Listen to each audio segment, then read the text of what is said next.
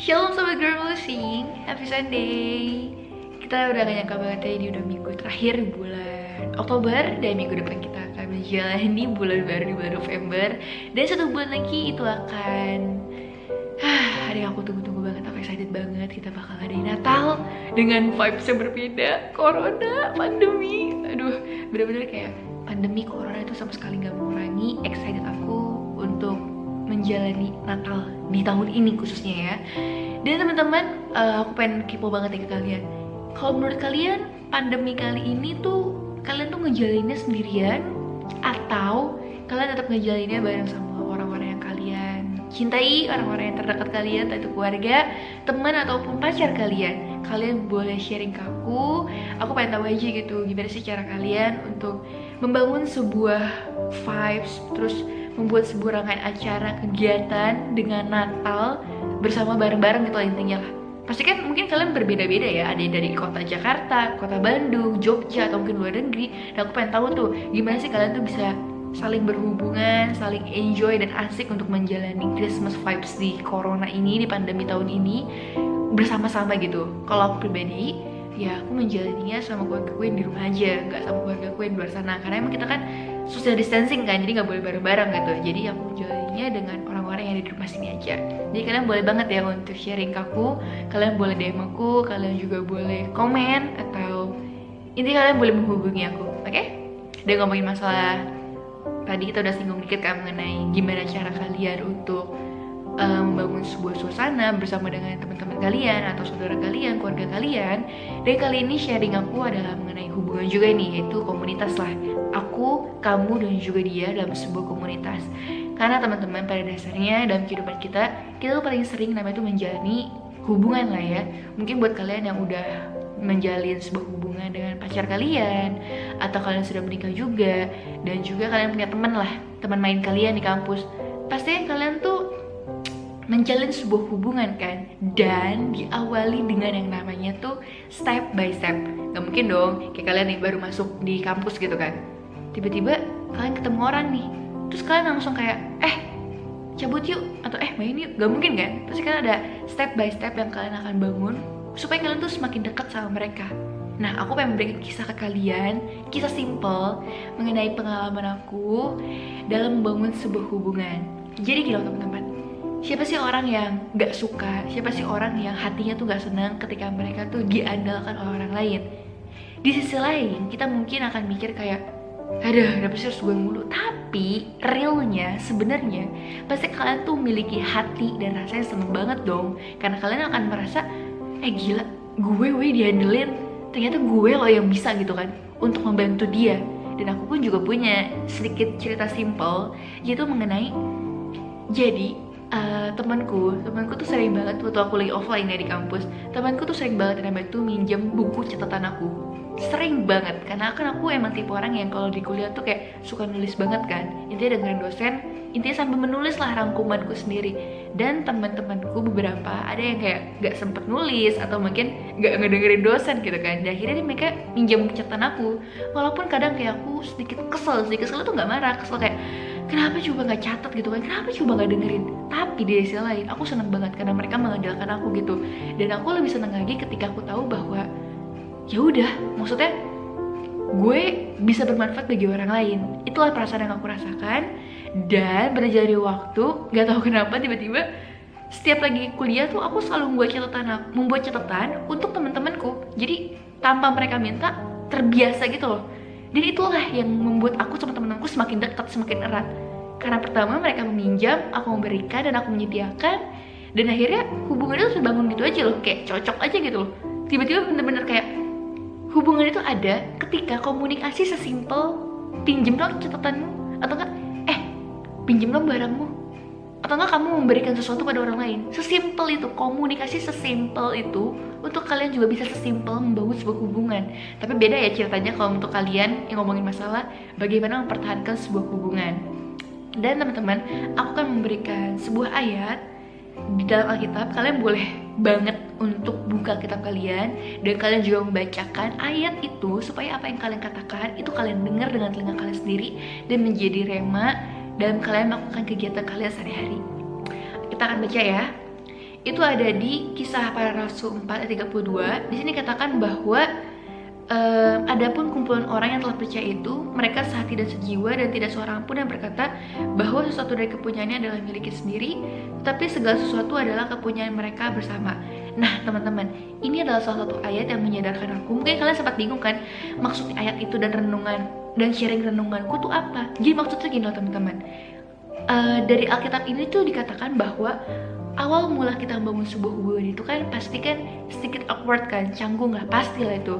Tapi berjalannya waktu, gak tahu kenapa tiba-tiba tuh kayak apa yang gue punya itu menjadi milik mereka gitu loh. Dan itu yang membuat hubungan kita tuh semakin dekat lah. Kayak kalian lah, sesimpel gini, kalian pacaran. Awal-awal pasti kalian kan kayak canggung kan, kayak gue, lu. Tapi berjalannya waktu, untuk kalian ngecek HP pasangan kalian mungkin ya, itu tuh sesimpel kayak gak perlu permission, gak perlu kalian tuh mau minta izin. Kalian udah menganggap HP pacarmu itu milik kamu sendiri, seakan-akan seperti itu. Dan inilah yang dikatakan oleh Rasul Paulus mengenai jika kalian sudah sehati, jika kalian sudah membangun komunikasi dan hubungan itu semakin dalam, kalian tuh tidak memikirkan barang kalian itu milik kalian lagi.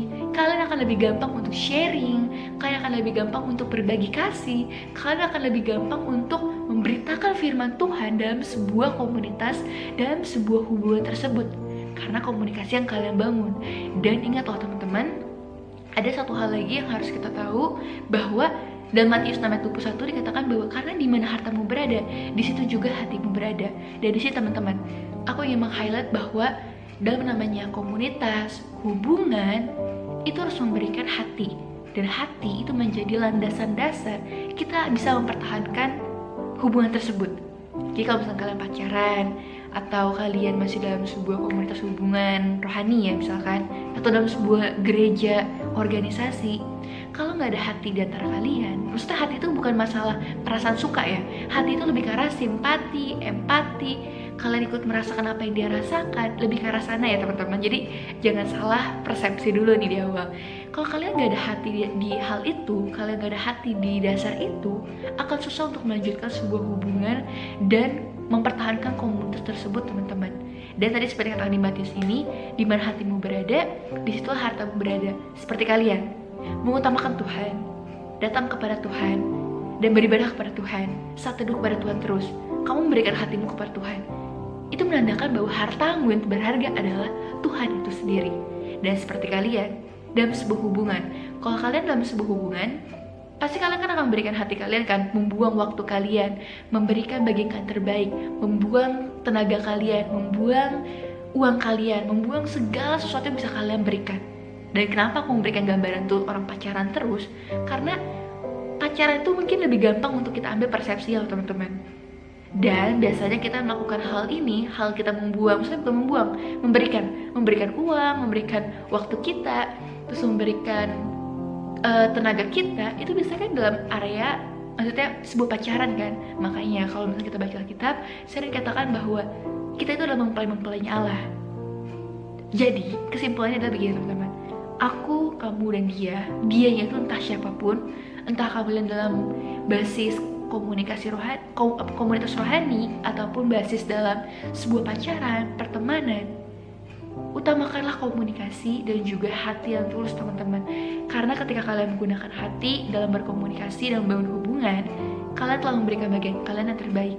Karena yang namanya kita tuh tulus, ikhlas, gak ada kepura-puraan, pasti di situ teman-teman kita tuh benar-benar serius dan namanya tuh menempatkan diri kita jadi posisi orang lain. Dan ini adalah landasan dasar, landasan awal, pacuan awal hubungan tersebut bisa berjalan dengan lebih baik. Dan aku bakal kasih kalian lagi sebuah kata-kata. Aku udah catat juga di HP, jadi setiap apa yang aku sharing ke kalian aku catat di HP dan aku udah buat poin-poinnya. Nah, di sini ada pertanyaan perenungan kita. Sebagai seorang pribadi, apakah kamu senang melihat sesama berbagi satu sama lain? Dan pas jawabannya senang dong, gak mungkin lah kamu itu gak suka melihat orang lain berbagi padamu. Dasarnya manusia adalah mengutarakan apa yang dirasakan dan memenuhi apa yang dia inginkan. Jadi ketika kita melihat orang lain bisa berbagi, bisa baik sama orang lain, pasti kita senang banget kan. Dan itulah yang harus kita terapkan juga teman-teman. Sebelum kita mengharapkan orang lain berubah atau melakukan sesuatu yang kita inginkan, kita harus berubah dan menjadi teladan terlebih dahulu. So teman-teman, untuk dalam menjalani sebuah komunitas, hubungan khususnya, dan juga hubungan dengan Tuhan, kalian harus membentuk yang namanya tuh hati terlebih dahulu, dan juga membentuk komunikasi yang intens. Ingat ya, komunikasi itu diperlukan dalam sebuah hubungan. Kalau kalian aja dalam hubungan itu nggak sering namanya komunikasi, nggak sering ngobrol, percuma teman-teman. Karena biar gimana pun pasti namanya hubungan itu akan runtuh perlahan-lahan. Dan renunganku kali ini nggak cuma kita terapkan untuk kita dengan sesama aja, tapi juga dengan Tuhan. Kalau kalian tuh rindu Tuhan menjawab doa kalian, kalian pun harus tahu teman-teman apa yang harus kalian lakukan sebagai umat Kristiani, sebagai umat Kristen yang percaya 100% sama Tuhan. Jadi kita itu nggak cuma sekadar meminta, apa ya bahasanya tuh, hak dan kewajiban lah ya. Kalau misalnya kita sebagai warga negara kan selalu ngomongin masalah hak kewajiban. Kita tuh nggak cuma sekedar membicarakan masalah mana hak aku, mana hak gue, tapi kita juga harus tahu kewajiban apa yang harus kita lakukan, yaitu datang kepada Tuhan setiap hari, datang kepada Tuhan setiap saat, memberikan waktu-waktu terbaik kalian, memberikan tenaga kalian untuk Tuhan, dan bangunlah komunikasi dan komunitas bersama Tuhan itu sendiri dulu sebelum kalian bangun komunikasi dan komunitas dengan yang lainnya. Teruslah bertemu dengan Tuhan dan jadilah berkat. God bless you. Bye-bye.